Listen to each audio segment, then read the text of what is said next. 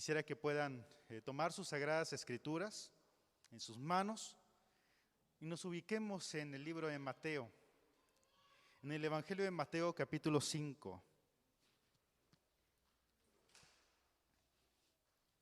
Y quiero preguntarle a usted, permítanme, voy a ponerme mi temporizador para no pasarme mucho tiempo.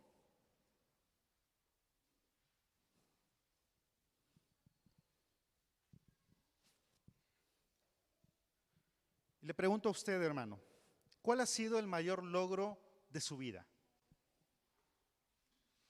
Hermanos que están aquí en la sala, hermanos que están en la transmisión, en su casa o en su trabajo o en el trayecto, donde sea que nos está acompañando.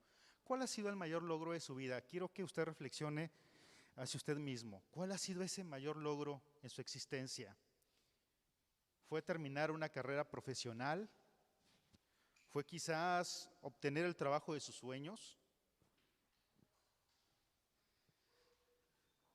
Para algunos, el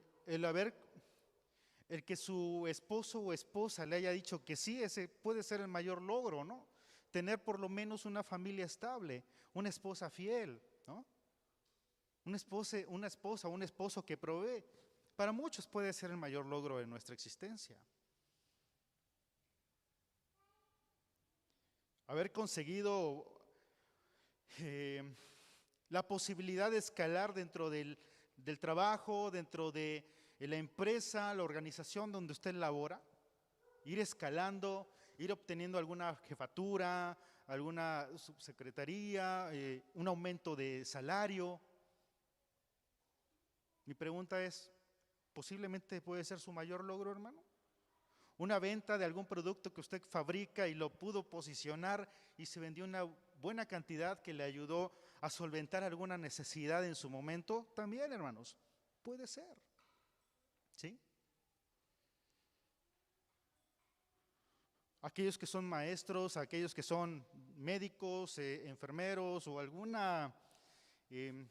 en alguna empresa del Estado, quizás el mayor logro de ustedes hasta este momento pudo haber sido obtener esa plaza tan anhelada, ¿no? Y quizás irse acercando hasta este momento más a su lugar de origen, ¿sí? Cosa que algunos ahora mismo están sufriendo, ¿no? Por la clave en el sector de la educación aquí en Veracruz, ¿no? Porque les dieron clave de educación primaria cuando son de otro formato, otro sistema, ¿no? Y eso les impide regresar en algún momento dado o obtener un lugar cercano a su hogar, a su lugar de origen.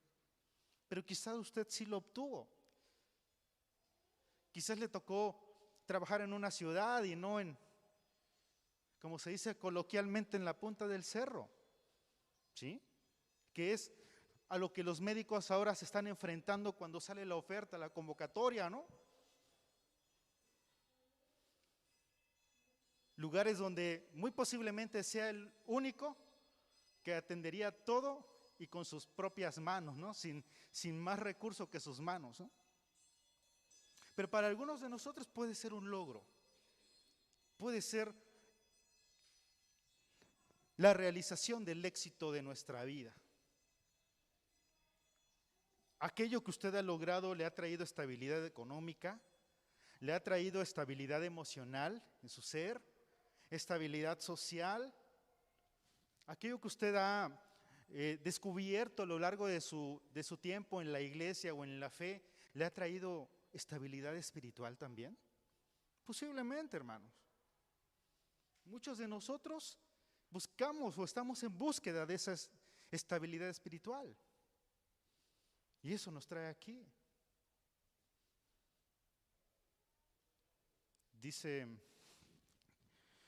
pregunta a alguien, ¿qué es aquello que usted espera? ¿Qué es aquello que usted anhela que le hará sentir dichoso? A aquellos que no lo han logrado aún, que están en ese camino. ¿Qué es aquello? Dice un personaje muy famoso, hablando de la dicha, hablando de la realización. Él menciona que dormir tranquilo, conciliar el sueño rápido, mirar a la persona que tienes a un lado y saber que estás enamorado de ella, ver a tus hijos y saber que son buenos, eso es la realización, eso es el éxito de la vida, ¿no? Pudiera ser, lo suscribo hasta cierto punto, ¿sí? ¿Quién es este personaje famoso? Ricardo Montaner. Cuando le preguntaban, ¿qué es el éxito para ti? Y él respondía esto. Pero hermanos, a veces solamente queda en el plano terrenal, ¿sí? Como que falta algo, ¿no? Como que falta trascender más allá. ¿Qué nos enorgullece a nosotros? ¿El triunfo de nuestros hijos? Seguramente cuando vemos la boleta de nuestros pequeños o de nuestros jóvenes, ya hijos un poco más grandes, y vemos que han sacado buenas calificaciones, vemos que quedaron en la universidad o en el tecnológico donde hicieron su examen de admisión y que quedaron en un buen lugar, o por lo menos quedaron, ¿qué pasa en nosotros? Nos enorgullece, ¿sí? Yo recuerdo la primera vez que pisé la universidad, me llevó mi papá, el único día que me llevó. Me llevó mi papá hasta la puerta, casi me llevó al salón, ¿no? Del orgulloso que estaba. Y cada inicio de ciclo me gusta observar esto, ¿sí? El primer día de clases en la preparatoria o en la universidad, el papá, por lo general, quien tiene transporte propio, lleva a sus hijos con todo el orgullo de que ya dejé a mi futuro médico, a mi futura profesora, ¿no? Sentimos orgullo, sentimos satisfacción, hermanos. Y no solamente en los estudios, en algunas disciplinas como los deportes, el arte, la música. Y eso nos hace entender que vamos haciendo el trabajo correctamente, ¿sí? En el plano congregacional, vemos que nuestras criaturas participan exponiendo su clase, cantando alabanzas, tocando un instrumento, diciendo versos de memoria. ¿Y qué provoca en nosotros, hermanos? Orgullo y satisfacción y dicha. Amén. ¿Quién no desea ver a su hijo desarrollarse en el ámbito de la vida cristiana? Yo creo que todos, hermanos.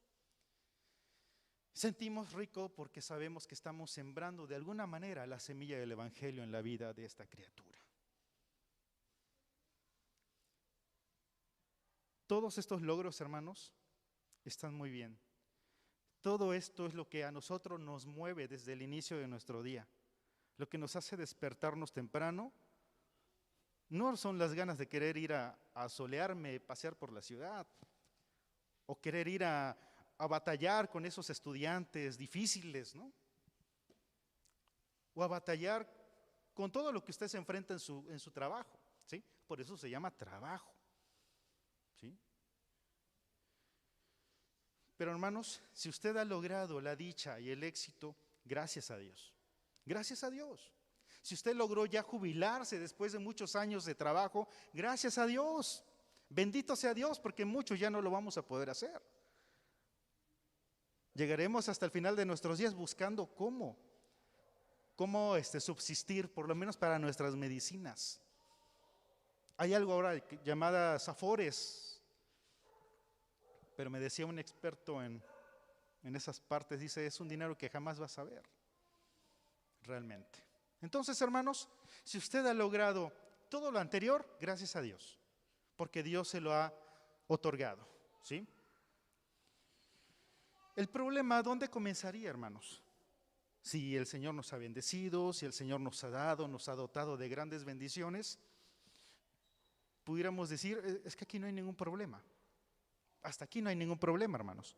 ¿Dónde puede comenzar el problema o dónde puede surgir? Cuando ese sentimiento que antes fue satisfacción por lo que realizamos, se convierte en algo que provoca se convierte en algo que provoca un orgullo desmedido, en algo que provoca arrogancia, algo que provoca un sentido de competencia constante con el prójimo, ¿sí? ¿Sí? Ya pasó la hermana Israel, yo tengo que pasar 2 veces en este mes.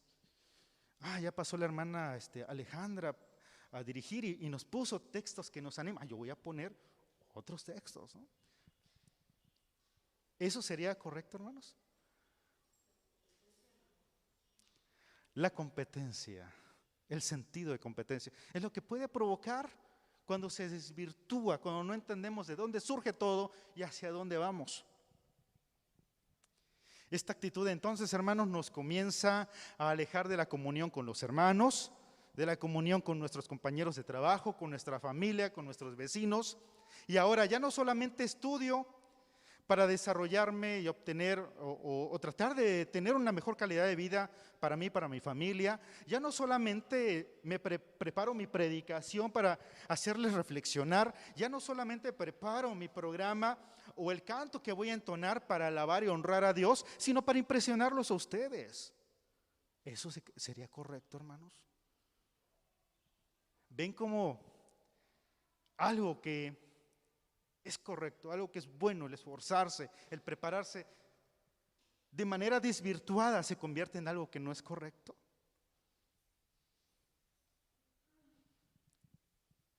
Esta, hermanos,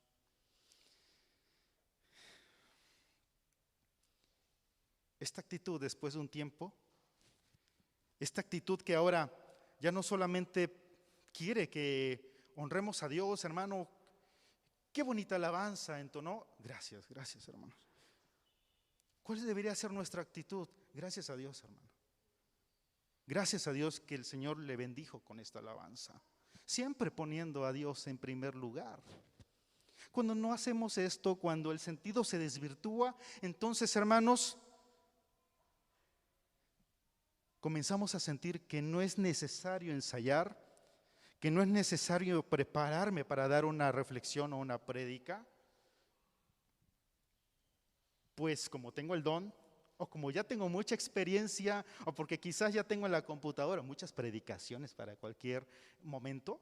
Entonces, hermano, yo estoy listo, yo, ¿no?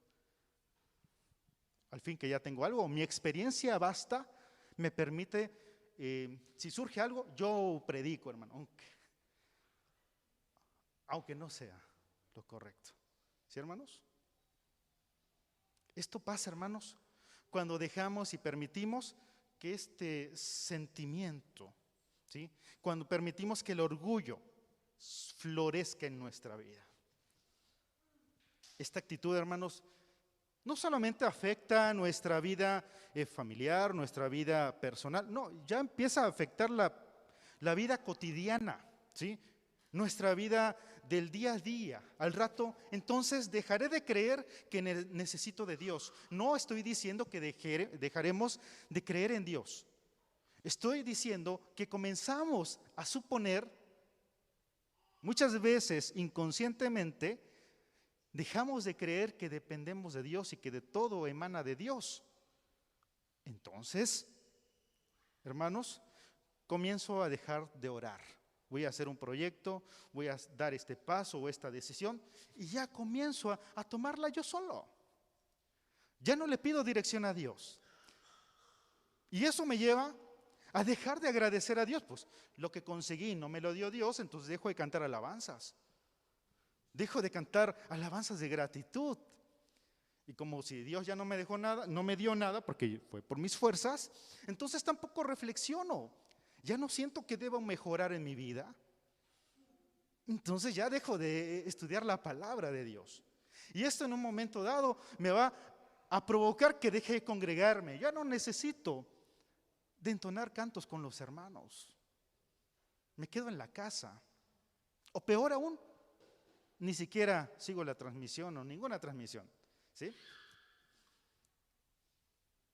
Dejo de tener comunicación con los hermanos, ya no me interesa platicar con los que me pueden dar. Dejo, hermanos, y comienzo a evitar todo lo que tenga que ver con la iglesia o con Dios, en el peor de los casos. Al rato, hermanos, podemos decir que creemos en Dios, pero no en la iglesia. Y es algo que está muy de moda ahorita. O algún hermano, digo hermano porque él dice que cree en Cristo, nuestro hermano Bono de YouTube, cantante, el vocalista de YouTube, que dice que es cristiano, que ama a Cristo, pero detesta a los cristianos. ¿Sí? ¿Por qué? Porque somos doble cara, somos arrogantes, somos... todo lo que a usted se le ocurra, ¿sí? Pero ama a Cristo. Eso nos puede llevar muchas veces la arrogancia o el espíritu altivo, que se genera ¿en dónde, hermanos? En la necesidad de desarrollarnos, en la necesidad de mejorar. Pero cuando no estamos fundamentados en la palabra de Dios, se desvirtúa todo.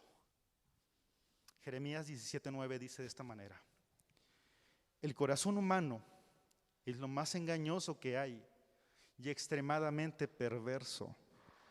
¿Quién realmente sabe qué tan malo es el corazón y la voluntad humana? Muchas veces decimos, yo me conozco como la palma de mi mano. Dibuje usted la palma de su mano en una hoja. ¿La conoce? Llegará el momento en que al sentirnos autosuficientes, hermanos, nuestro espíritu se enriquecerá y se va a enseñorear de nuestra voluntad. Mateo 5, ahora sí vamos a entrar en materia, hermanos. Mateo capítulo 5 es el primer libro de los evangelios. Dice de esta manera: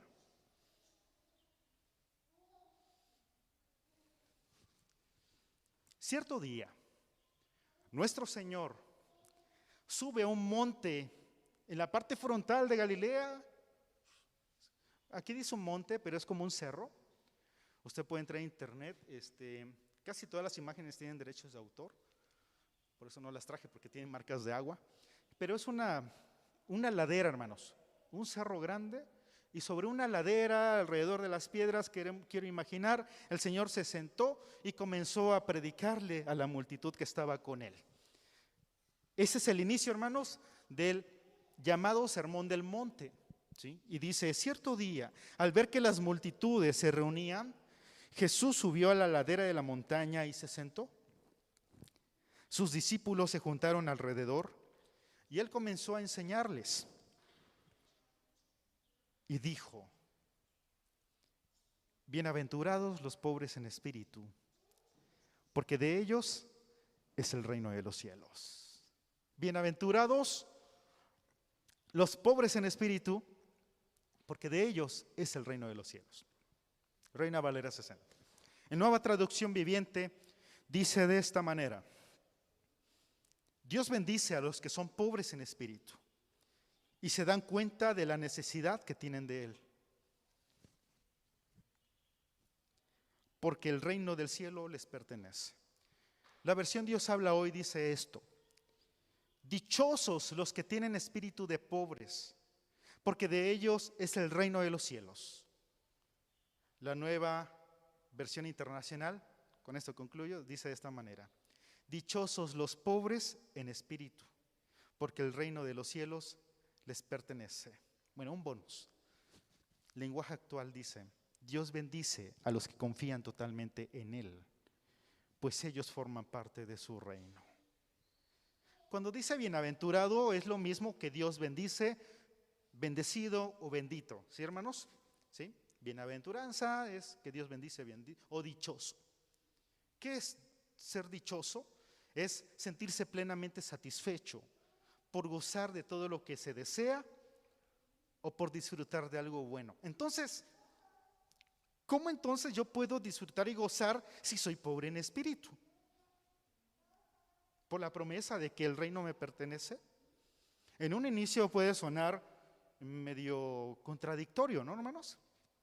Entonces, vamos a ver a qué se refiere cuando dice dichosos los que son pobres en espíritu. Yo me acuerdo cuando era pequeño, de los 6 a los 12 años viví en la colonia agrícola Emiliano Zapata por Martínez de la Torre.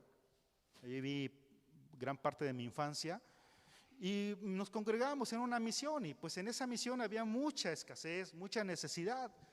Y cuando me acuerdo que mi tío en ese entonces, que era el pastor, decía bienaventurados los pobres en espíritu, mi abuelita decía: ay, sí, bienaventurados nosotros que somos pobres.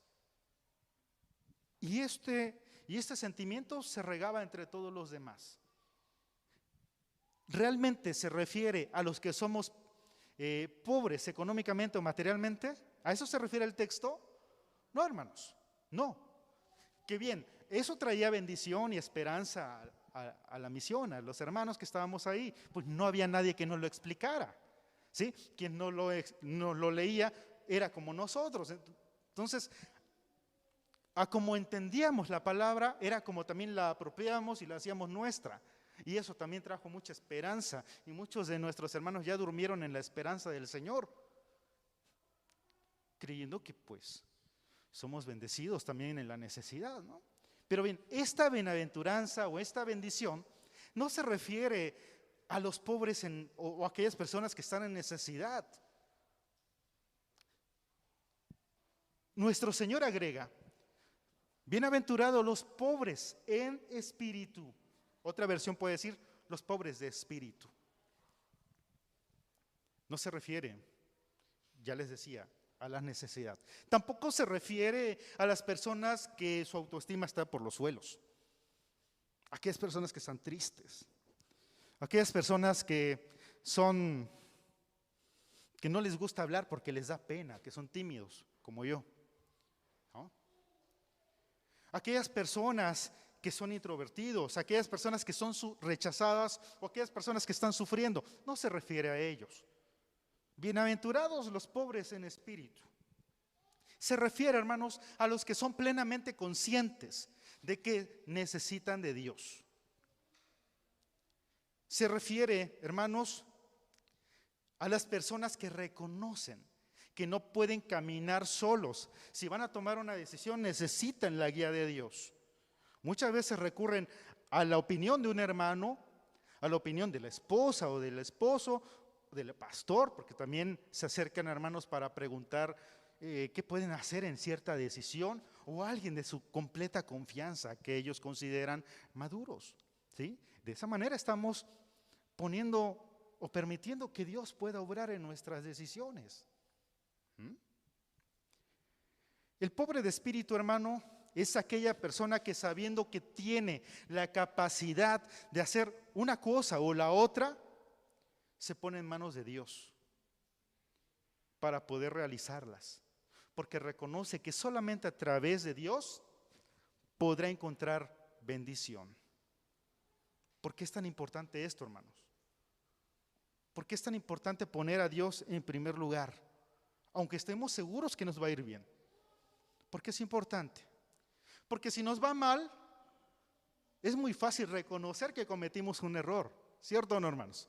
Decimos, es que tomé la mala decisión y por eso Dios no me bendijo. El problema surge, hermanos, cuando nos va bien. Cuando tomamos decisiones sin consultar a Dios y nos empieza a ir bien. Siempre asociamos que cuando un proyecto fracasa es porque Dios no lo quiso, ¿cierto? Pero cuando tomamos ciertas decisiones que no consultamos con Dios o que no van acorde a la voluntad de Dios, y vemos que nos empieza a ir súper bien, ay, mira, ya puedo hacer esto, ya puedo hacer lo otro, ya puedo tener esto, lo otro, pues ya no estoy pidiendo fiado, ya cancelé mi libreta en la tienda, ¿no? Ya no le debo a la empresa que me van a tocar a la puerta diciendo mi nombre, ya no recibo esa llamada que en lugar de darme alegría para saber quién es, ya sé quién es porque me van a cobrar. Cuando nos empieza a ir bien, hermanos, es donde es muy difícil reconocer nuestro error de no tomar en cuenta a Dios. Porque vemos resultados positivos, vemos estabilidad material en nuestra vida. Entonces, aquello que en un inicio vimos como una bendición, en un momento dado, queridos hermanos, se puede convertir en una maldición. Ay, ¿cómo una maldición si es de Dios? Una maldición, hermanos, comienza a alejarnos de Dios, comienza a alejarnos de la congregación, comienza a alejarnos de la comunidad, comienza a alejarnos de la alabanza, de la oración, de la meditación.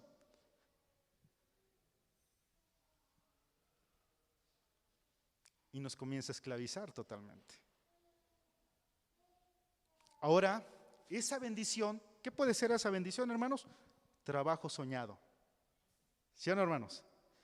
Hermano, ore a Dios para que me acepten en este trabajo. Y ese trabajo lo pusieron a trabajar hasta los sábados. O ese proyecto que él emprendió, le ha ido tan bien, tiene tantos clientes que hasta el día sábado tiene que surtir. Y ya no puede parar porque tiene que surtir, hermanos. Puede perder clientes. ¿Se dan cuenta cómo una bendición se puede convertir en una maldición? Con todas sus letras. Maldición. Todo aquello que me va a alejar de hacer la voluntad de Dios se puede convertir en una maldición. ¿Qué podemos hacer, hermanos? Podríamos orar a Dios, hacer cadenas de oración para que el Señor les quite aquello que les impide hacer la voluntad de Dios. Hermanos,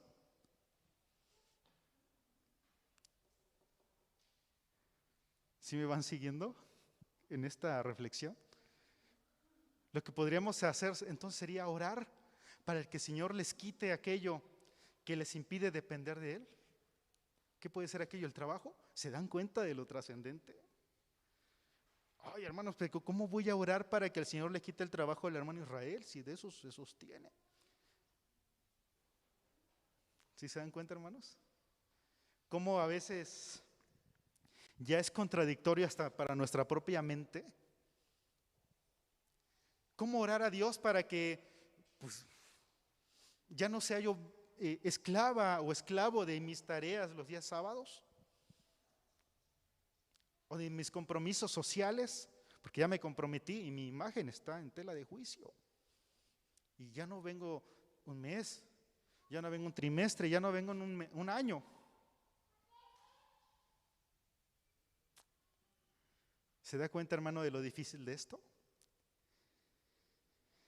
Orar para quitar aquello que nos impide hacer la voluntad de Dios a veces puede ser muy duro, muy cruel. ¿Y dónde comenzó todo, hermanos?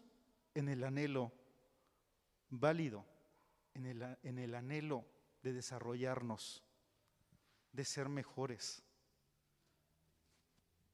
Todo comienza de ahí, queridos hermanos. Muchos de nosotros seguramente tenemos algún testimonio de vida, de cómo de manera personal o en pareja o matrimonial o familiar pensábamos emprender cierto proyecto. Casi todo recae en la parte material, económica, ¿sí? Porque pues, es lo importante para poder subsistir aquí, ¿no? Y al momento dado pensábamos que iba a ser fácil, que todo estaba puesto, los vientos iban en la dirección que nosotros considerábamos y al final no se dio. Oh, decepción. Conozco a ministros que escriben en las revistas, que dan conferencias, que los rechazaron en proyectos muy importantes para su vida personal. Ministros y pastores que tenían casi su vida arreglada, pero por alguna situación ajena a veces a ellos, viven al día como pastores dedicados, pero al día. Pero que si no hubiera sido por esa situación, hermanos, no hubiéramos sido bendecidos muchos de nosotros. ¿Sí? A veces dice uno, pero es que ¿por qué le pasan estas cosas malas a la gente buena? Porque quizás eso nos iba a alejar de hacer la voluntad de Dios. Yo tengo mi propio testimonio. ¿Sí? Yo tengo mis propios proyectos atrás de hace algunos años que si se hubieran logrado, yo estuviera en otro lugar, hermanos. Pero gracias a Dios, no se cumplieron. Lloré, pataleé, me enojé, pero gracias a Dios no se cumplieron. Al paso de los años, hermanos, y al paso de la revelación de la palabra en mi vida, me permite ver que fue lo correcto y fue lo mejor para mi vida. Porque no sé si estuviera aquí. Eso de lo que le digo fue hace como 8 o 10 años. Lo que usted quizás haya vivido en parte de su vida, que no se logró, evalúe usted si fue lo mejor para su vida. El Señor siempre querrá lo mejor para nosotros. En las Sagradas Escrituras podemos encontrar muchos ejemplos de vida de personas con corazones y con espíritus, con pobreza espiritual o pobres en espíritu. Moisés, al no querer continuar hacia la tierra prometida, si el Señor no iba con él. Uno, Moisés.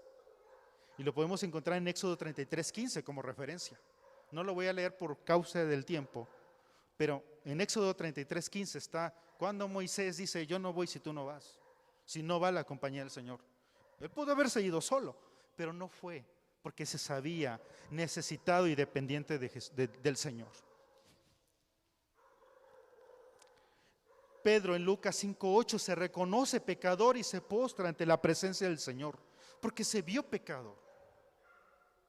Isaías en el capítulo 6 reconoce su inmundicia al ver la visión, al ver el trono de Dios. Él se dio cuenta que era inmundo, era pecador. Y otro ejemplo de humildad, hermanos, Jesús al lavarle los pies a los discípulos. Nuestro modelo a seguir. ¿Cómo tener un espíritu? ¿Cómo ser nosotros pobres en espíritu? Número 1, reconocer a Dios en todo. Debemos reconocer a Dios en todo. Dios es el creador de los cielos y la tierra. En Salmos 8, 3, 4 dice, cuando miro el cielo de noche y veo la obra de tus dedos, la luna y las estrellas que pusiste en su lugar, me pregunto, ¿qué son los simples mortales para que pienses en ellos? ¿Los seres humanos para que de ellos te ocupes? El Señor nos ve, hermanos, aún ante su poder y su magnificencia, el Señor siempre voltea hacia nosotros. Siempre, hermanos, reconocer a Dios en todo. Número 2, confesar y arrepentirnos de nuestro orgullo. Ese orgullo que cuando decimos es que se tiene que hacer como yo digo, esa es idolatría. Porque quiero dar a entender que yo tengo razón. Yo conozco las cosas, entonces tiene que hacer como yo considero. Tenemos entonces que dejar esto, y lo dice en Proverbios 11:2. El orgullo lleva a la deshonra, pero con la humildad viene la sabiduría. Dejar el orgullo. 3, agradecer a Dios todos los días. Agradecer a Dios, hermanos, es reconocer que Dios es el dador de todo, no nosotros. Si nosotros lo obtenemos con nuestro trabajo, es porque gracias a Dios me pude desarrollar académicamente, laboralmente, y la quincena que ya veo en mi cuenta bancaria o en mi sobre, es porque Dios lo permitió. 4, dejar de quejarnos. Cuando yo me quejo, hermanos, estoy haciendo juicio. Me estoy haciendo yo que conozco todo. Yo conozco este camino, se tiene que hacer así. Yo conozco lo otro, así. Ay, es que hay mucho sol. Ay, es que está lloviendo demasiado. Ay, es que el pastor tiene voz que aburre. Dejemos de quejarnos, hermanos. Filipenses 2, 14 al 15 dice, hagan todo sin quejarse y sin discutir, para que nadie pueda criticarlos. Lleven una vida limpia e inocente como corresponde a los hijos de Dios y brillen como luces radiantes en un mundo lleno de gente perversa y corrupta.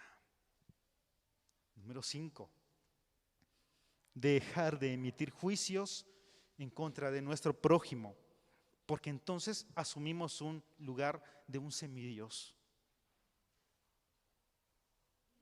¿Sí?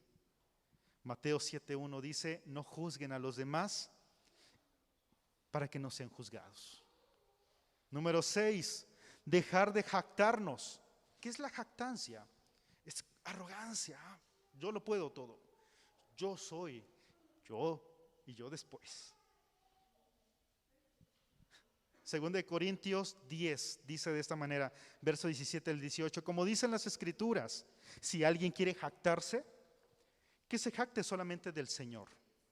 Cuando la gente se alaba a sí misma, ese elogio no sirve de mucho. Lo importante es que los elogios provengan del Señor. Es mejor que el Señor diga, este es mi Hijo amado en quien tengo contentamiento, a que multitudes digan, Alabado, alabado sea Israel, qué bonito cantas, qué bonito predicas con tu voz aburrida, ¿no? Qué bonito manejas, qué bonito llevas las finanzas. Es bueno, hermanos, pero siempre reconociendo a Dios, gracias a Dios. Dice que se jacte solamente del Señor. Gracias porque Dios me dio este don o me dio esta habilidad. 7, dejar de buscar atención. Si solamente buscamos que nos observen, que nos escuchen, hermanos, es querer tomar el lugar del Señor y eso no nos corresponde. En Filipenses 2:4 dice, no se ocupen solo de sus propios intereses, sino también procuren interesarse en los demás, sobre todo en los que están en necesidad. Número 8, reconoce tus errores y tus debilidades. No todos pueden ser directores de alabanza, no todos pueden ser cantantes, no todos pueden ser predicadores, no todos pueden ser pastores, no todos podemos ser tesoreros. A muchos de nosotros nunca nos cuadran las cuentas, menos puedo ser tesorero. Muchos no podemos ser secretarios o evangelizadores que tienen siempre una palabra para el que está en necesidad y necesitado de escuchar la palabra de Dios. Debemos reconocer nuestros errores y también cuáles son nuestras limitaciones, hermanos. 2 Corintios 12:9, cada vez Él me dijo, mi gracia es todo lo que necesitas, mi poder actúa mejor en la debilidad. Así que ahora me alegra jactarme de mis debilidades para que el poder de Cristo pueda actuar a través de mí. No quiere decir que no voy a hacer todo lo anterior. Si es necesario, tendré que esforzarme para hacerlo. Pero siempre, hermanos, reconociendo que tenemos un límite. 9, considerar a tu prójimo como más importante. Eso es algo antinatural para el ser humano, porque el ser humano siempre va a querer primero satisfacer sus necesidades él mismo, ¿no? Es antinatural darle algo al prójimo. Y lo podemos ver con los niños pequeños, la naturaleza del ser humano. Pongamos a 2 niños pequeños que no han convivido con nadie, con sus juguetes. ¿Qué va a pasar? ¿Se los van a prestar? En un inicio no, hermanos. Es algo que tienen que aprender, es algo que tienen que desarrollar. Esa es la naturaleza del ser humano. Entonces debemos aprender a considerar, a darle atención al prójimo antes que yo. Y algo muy sutil o algo muy común es como cuando vamos en el transporte público, en el autobús, sube alguien que no está en las mismas condiciones que yo, entonces pues se dice que tengo que levantarme para darle lugar a esta persona, ¿no? Pues no estamos en las mismas condiciones, se puede lastimar, se puede caer, puede tropezar, puede pasar algo, ¿no? Aquí también, hermanos, ¿sí? Filipenses 2:3 dice, no sean egoístas, no traten de impresionar a nadie, sean humildes, es decir, considerando a los demás como mejores que ustedes. No lo digo yo, hermanos, lo dice la palabra de Dios en Filipenses 2:3. Y número 10, perdona y bendice a los demás. Qué difícil, hermanos, es perdonar una ofensa. Qué difícil es olvidar que alguien nos faltó el respeto o nos hizo algo. Pero el Señor no nos sugiere, el Señor nos dice, sean amables unos con otros, en Efesios 4:32, sean amables unos con otros y perdónense unos a otros, tal como Dios los ha perdonado a ustedes por medio de Cristo. Eso lo veíamos en la mañana. Si Cristo ya nos perdonó de todas nuestras faltas muchas veces, faltas ocultas, de hábitos ocultos, porque nosotros no hemos de perdonar a nuestro prójimo. Esta bienaventuranza, hermanos, está dividida en 3 partes. Bienaventurado, es decir, bendito, dichoso. La segunda, los pobres en espíritu, o los que tienen espíritu de pobres, o alguna otra versión dice los que confían en Él, en Dios, los que derraman su espíritu ante la presencia de Dios. Y la parte 3 dice, porque de ellos es el reino, o otra versión dice el reino les pertenece, o forma parte del reino. En esta tercera parte de esta bendición de Dios, nos dice que aquellos que reconocen su condición limitada y pecadora y su pequeñez espiritual, hermanos, Son quienes humillados se acercan a Dios y Dios los hace desde ya, desde ese momento, parte de su reino. No es una promesa para cuando solamente resucitemos, es desde ya, hermanos. ¿Sí? Es desde ya para poder bendecir a otros con lo que el Señor nos ha dado. Dios no quiere dioses, Dios no quiere semidioses en los templos. Usted dirá, pero es que me falta mucho para llegar a la estatura de Jesús. Soy rencoroso, soy orgulloso, me gusta que se hagan las cosas como yo quiero, a veces tengo envidia, a veces se me escapa un falso testimonio, a veces colaboro en los chismes, a veces hago cosas que no están bien y yo lo sé y siento que me hace mucha falta mejorar para llegar a la estatura de Jesús. Y no se trata que al estar aquí en Talita Cumi, hermanos, es que ya seamos perfectos o seamos correctos, ¿no? En todo, ¿no? Que ya tengamos toda la estatura de Jesús ya en este momento, hermanos. No, no es así. Porque entonces no estuviéramos aquí. Somos gente pecadora. El Señor dijo que venía por los pecadores, venía por nosotros como pecadores. Entonces nosotros, al reconocer que nos hace falta algo, es que soy rencoroso y tengo que trabajar con eso. Gloria a Dios, porque el Espíritu le está mostrando qué tiene usted que mejorar. Problema es que usted diga, es que yo no encuentro nada que mejorar. Ahí está un problema, hermanos. ¿Sí? Ahí hay un problema o muchos problemas que hay que atender. Sabemos, hermanos, que el llegar a la estatura de Jesús es un proceso que vamos a vivir, es un proceso que tenemos que pasar y que durará toda nuestra existencia en esta tierra. Dijera un pastor, en este plano de la eternidad.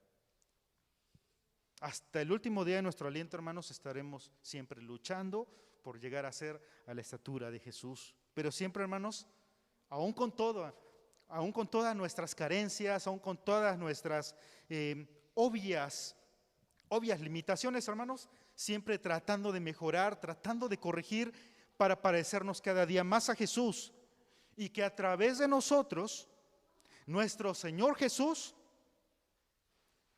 pueda hacer su obra en las personas que están sufriendo allá afuera porque están alejadas de Dios.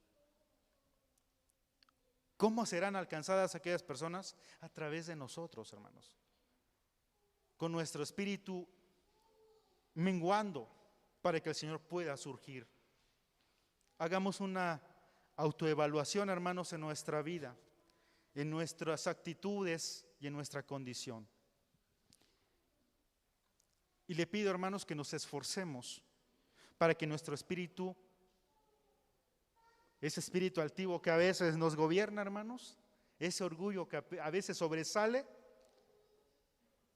se reduzca, hermanos, para que resurja ¿quién, hermanos? Cristo Jesús a través de nosotros. Benditos sean los pobres en espíritu, porque de ellos es el reino de los cielos. Culmino con esto.